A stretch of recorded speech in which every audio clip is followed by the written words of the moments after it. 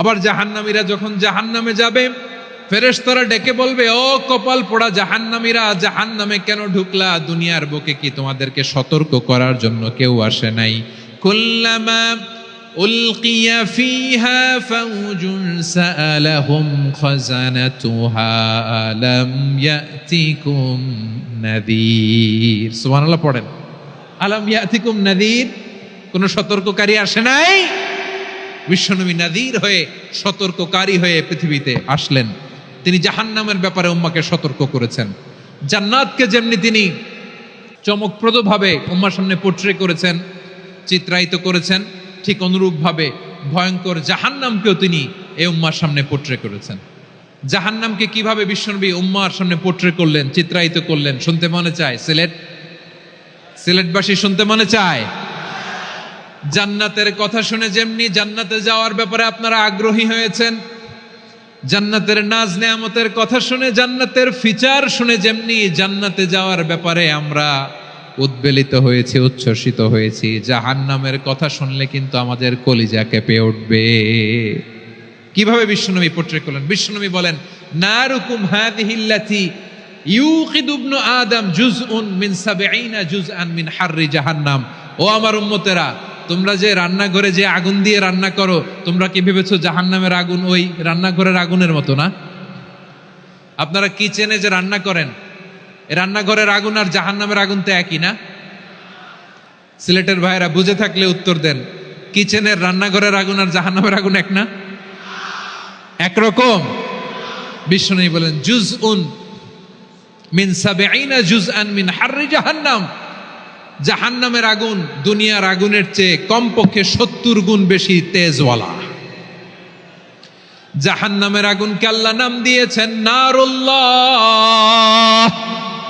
এটা আল্লাহর আগুন, নারুল্লাহিল মুকাদা আল্লাতী তাত্তালিউ আলাল আফইদা, যেটা কলিজার মধ্যে যে ধরে যায়।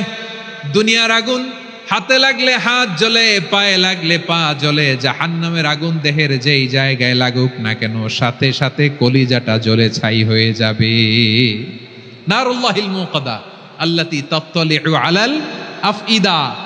জাহান্নামের আগুন গায়ে লাগলে আপনার কলিজা পুড়ে ছাই হয়ে যাবে। ওই জাহান্নামে আমরা যেতে চাই?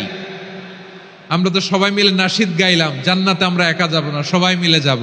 ওই জাহান্নাম থেকেও সবাই মিলে বাঁচার দরকার আছে না নাই? কি ভয়ঙ্কর শাস্তির বর্ণনা যে বিশ্বনবী দিয়েছেন, এত বিস্তর আলোচনার সুযোগ আমার নাই। আমি শুধু সবচেয়ে হালকা পাতলা, দ্য লাইট পানিশমেন্ট, সবচেয়ে হালকা শাস্তি কি হবে এটা বলবো।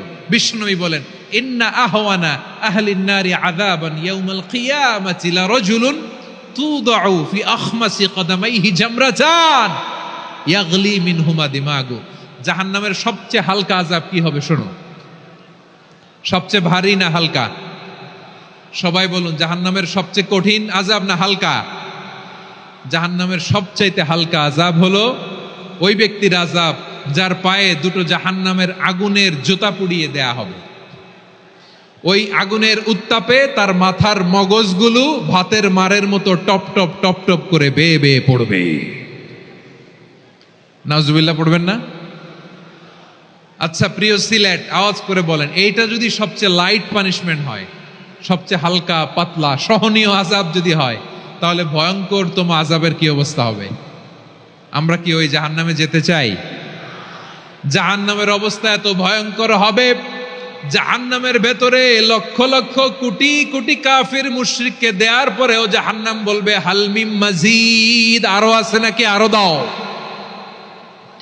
কোটি কোটি কাফেরের দল, মুশরিকের দল, সীমা লঙ্ঘনকারী দল, তাদেরকে যখন জাহান্নামে ফেলা হবে, বড় বড় পাথর খণ্ড জাহান্নামে ফেলা হবে, তারপরও জাহান্নাম বলবে, হাল মিন মাজিদ, আরো আছে নাকি, দাও, আরো দাও, আরো দাও। আমার ক্ষুধা নিবারণ হয় নাই। জাহান্নামে তো উত্তপ্ত হবে, জ্বলন্ত হবে, ভয়ঙ্কর হবে। জাহান্নামের এক অংশ আরেক অংশকে খেয়ে ফেলবে। আল্লাহু আকবার। ফেরেশতারাও টালমাটাল হয়ে যাবে। ফেরেশতারা কি করবে তারা নিজেরাও বুঝতে পারবে না। কোটি কোটি মুশরিক কাফেরদেরকে জাহান্নামে নিক্ষেপ করার পরেও জাহান্নাম ঠান্ডা হবে না, শান্ত হবে না, বলবে হাল মিন মাজিদ, আরো আছে নাকি, আরো দাও। তখন আল্লাহ তাআলা আল্লাহ তাআলার কুদরতি পা জাহান্নামের ভেতরে ঢুকিয়ে দিবেন। সুবহানাল্লাহ পড়তে পারলেন না মজা করে?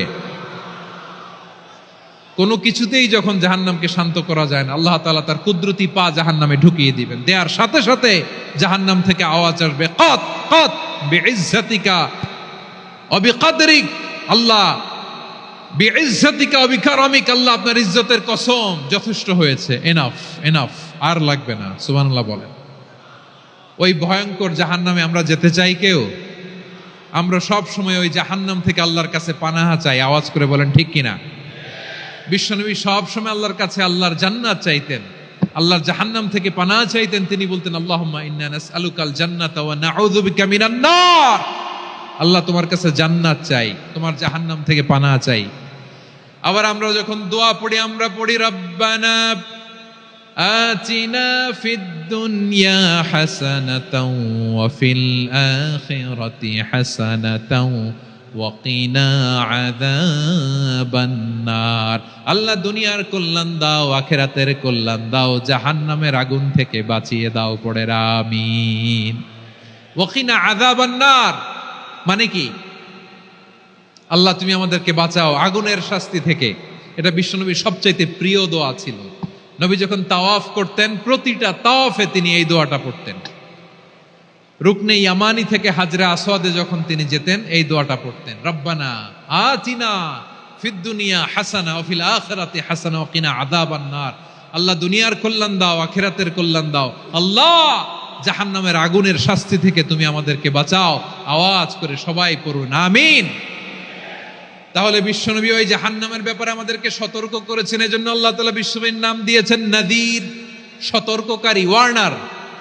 আল্লাহ বলেছেন, নবী আপনারে আমি শাহিদ মানে সাক্ষ্যদাতা বানালাম, মুবাশশিরান আপনারে আমি সুসংবাদ দাতা বানালাম, নাযীরা আপনারে আমি সতর্ককারী বানালাম।